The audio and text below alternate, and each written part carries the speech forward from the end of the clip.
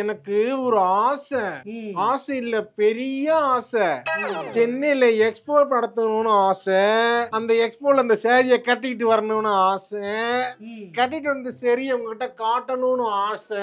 காட்டின சேரிய நீங்க பார்க்கணும்னு ஆசை. பார்த்துட்டு நீங்க சிரிக்கணும்னு ஆசை. சிரி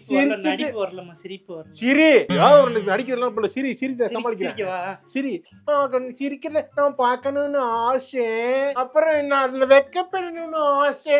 அப்புறம் வந்து எனக்கு ஆசை ஆசை ஆசை இப்பொழுது பேராசை எப்போது.